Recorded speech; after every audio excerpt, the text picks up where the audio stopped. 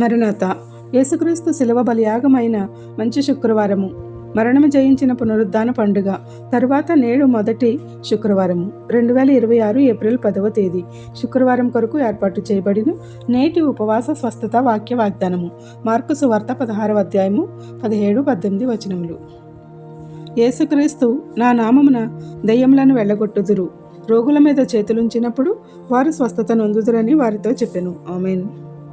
ప్రియమైన దేవుని విశ్వాసులారా, యేసుక్రీస్తు నామమున దయ్యములను వెళ్ళగొట్టుటయు, కొత్త భాషలు మాట్లాడుటయు, పాములను ఎత్తి పట్టుకుందురని, మరణకరమైనది ఏది తాగినను అది వారికి హాని చేయదని, రోగుల మీద చేతులు ఉంచినప్పుడు వారు స్వస్థత పొందుదురని ఆయన శిష్యులతో పాటు మనకును అధికారం ఇచ్చాడు.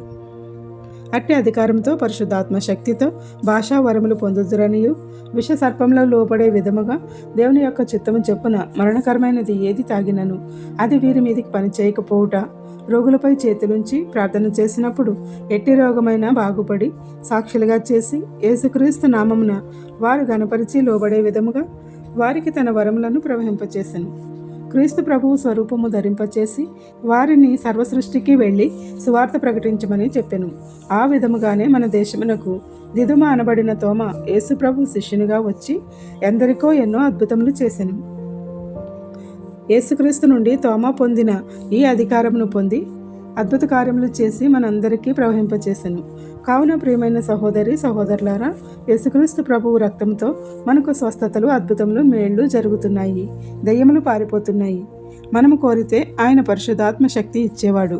నూనె రాసుకుని యేసు నామమున ప్రార్థన చేసుకుంటే దయ్యములను వెళ్ళగొట్టుచున్నాడు.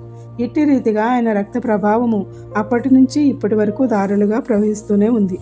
యేసు నామమున ఏది అడిగినా అనుగ్రహించి మనలను సాక్షులుగా నిలిపి ఆదరిస్తున్న కృపావాత్సల్యము పొందగల స్థితిని మరణపు ముళ్ళను విరిచిన పునరుద్ధానుడైన యేసుక్రీస్తు మనందరికీ అనుగ్రహించునుగాక. ఆమేన్. ప్రార్థన.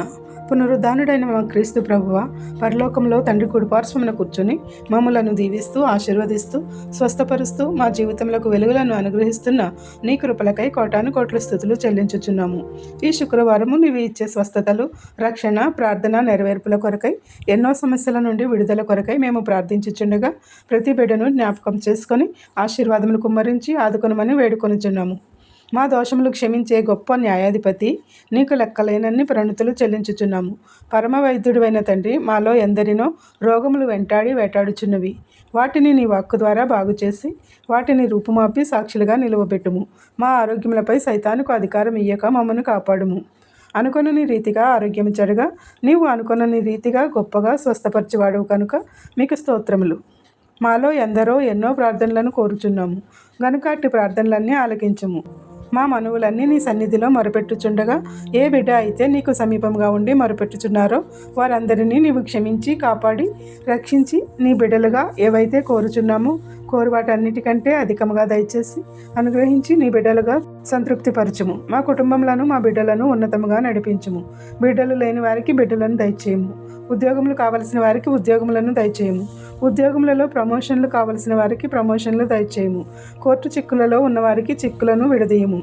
సొంత గృహములు లేని వారికి గృహములను దయచేయము. అద్దె గృహములలో ఉన్నవారికి అద్దె కట్టే శక్తిని ఇమ్ము.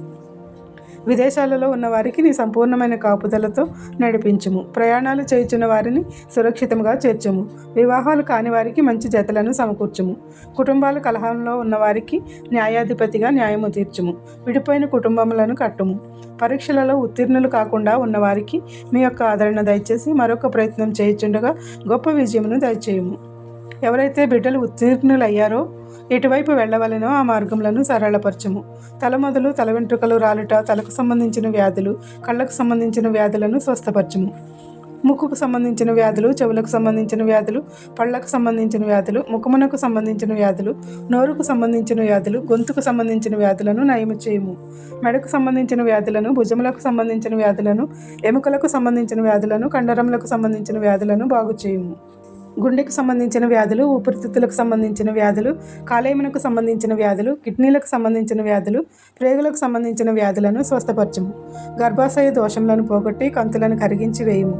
పిసిఓడిలను తీసివేయుము. పిండములను ఏర్పరచుము. ఏర్పడిన పిండములకు రక్షణ దయచేయము. పిల్లలు పుట్టకుండా మూసివేయబడిన గర్భాశయములను తెరువుము. వెన్ను నొప్పులు, నడుము నొప్పులు, రక్తహీనత, బీపీ, షుగర్లు, హెచ్చుతగ్గులు, వివిధమైన రకాలు జ్వరములు, ఇలా ఎన్నో వ్యాధులు నీవు ఇచ్చిన అవయవాలను బట్టి పీడించుచుండగా వాటిని యేసు రక్తంతో శుద్ధి చేసి పారద్రోలి సంపూర్ణ ఆరోగ్యం ఇచ్చి అద్భుతమైన కార్యములతో స్వస్థపరచుము. చంటి బిడ్డల నుండి ముసలివారి వరకు అందరిపై నీ దీవెనల వర్షం కుమ్మరించుము. పరిశుద్ధాత్మ శక్తితో నింపుము. నీ బోధకులను మంచి బోధకులుగా చేసి మా ప్రధాన యాజకుడైన క్రీస్తు వారిని జ్ఞానముతో నింపుము. సంఘములను, సువార్థికులను, ప్రార్థనాపరులను దీవించుము. ఎన్ని మార్గముల ద్వారా సువార్త వెళ్ళుచున్నదో అన్ని మార్గములను ఆశీర్వదించి వర్ధిల్ల చేయుము.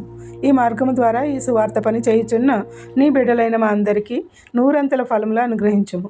ప్రభువా, నీకు సమీపంలో ఉండి మొరపెట్టుచుండగా మమ్మలను పేరు పెట్టి పిలిచినవాడా, ప్రతి బిడ్డను గొప్ప సాక్షులుగా నిలుపుమని పునరుద్ధానుడైన యేసుక్రీస్తు నామమున అడిగి వేడి కోరి ప్రార్థిస్తున్నాము తండ్రి. ఆమెన్.